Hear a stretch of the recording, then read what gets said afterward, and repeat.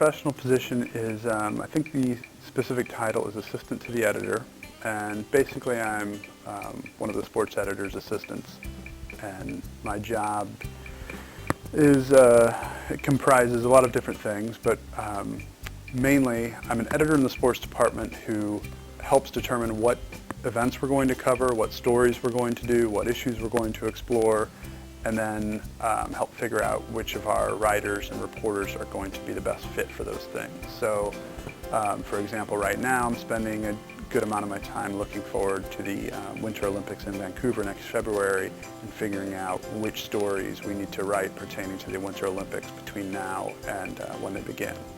I'm from St. Louis, Missouri in the Midwest, and growing up I was a big sports fan.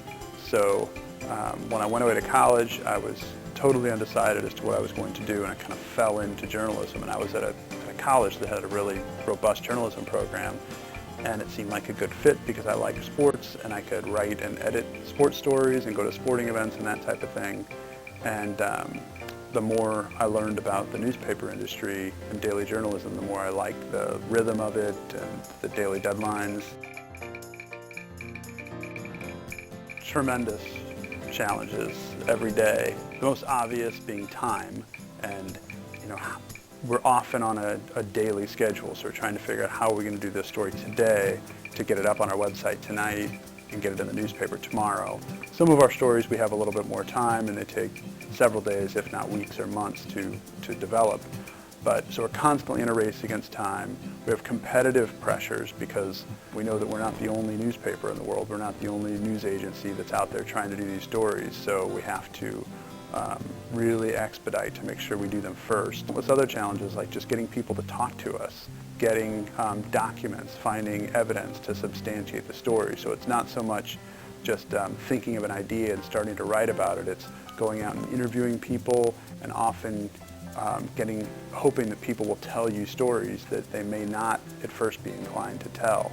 They may not realize that it could benefit the readers, it could benefit the public at large. So there's a real challenge in going out and reporting the stories. The first step is coming up with an idea, coming up with what stories do we need to write, who are the people that we want to write about, what are the events we want to cover.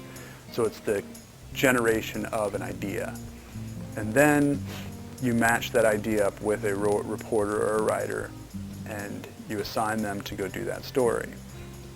Typically what that part involves is that the reporter will then reach out to anybody who's involved with it, whether it's a coach or an athlete or a politician or a doctor, and do what amounts to a preliminary interview.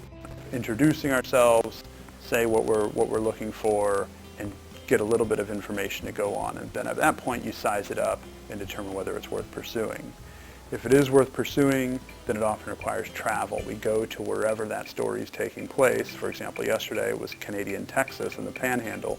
It might be to a science laboratory on a college campus. It might be to a tennis match in China. Wherever it is, we go there to bear witness. We want to see this thing happening. We want to be there and watch it and see how it comes together. And the reporter takes a tremendous amount of notes and interviews everyone that they have access to. And then they come back to the editor and update us and tell us what they came up with. And we start figuring out what the story is and how to approach it and how to write it. Often the reporter will write a version of the story, send it to the editor. We make changes and suggestions, send it back, and we just keep going back and forth until everybody's comfortable with it. And then at that point, we write some headlines and put some photos with it and put it in the newspaper. Just worked on one yesterday that was in today's paper. Absolutely fascinating story about a little town in Texas in the Panhandle called Canadian Texas.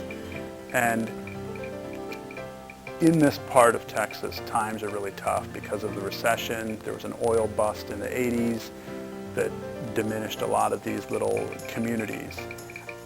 This town in particular, however, has managed to thrive largely because of the goodwill of one resident who's a big hedge fund tycoon and has put millions and millions of dollars of his own money into rebuilding the town, helping the school's athletics program, and their football team in Canadian is two-time defending state champion, and the entire community rallies around them. So it was this great little story out in the middle of nowhere in Texas.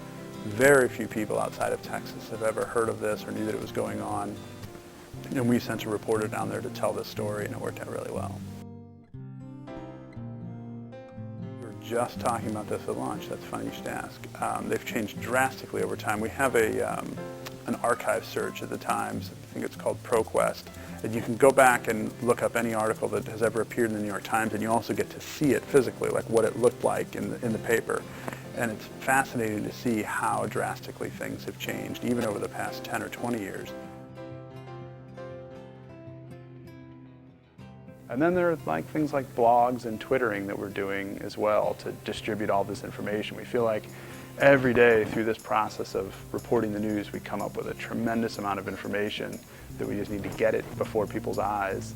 And there are a lot of different ways to do that. You can do it in a newspaper article, you can do it in a photograph, you can do it in a graphic, but you can also do it by posting a blog post or just tweeting something on Twitter. So I would advise them to try to find an area that they're passionate about and try to become an expert on that, whether it is medicine or sports or international studies. Just find some area and really develop a huge wealth of knowledge in that, and at the same time learn the new tricks of the trade, learn how to do things like shooting video and editing photographs. And if you can make yourself as versatile as possible, that helps, as long as you have that one area or two areas where you are an absolute master.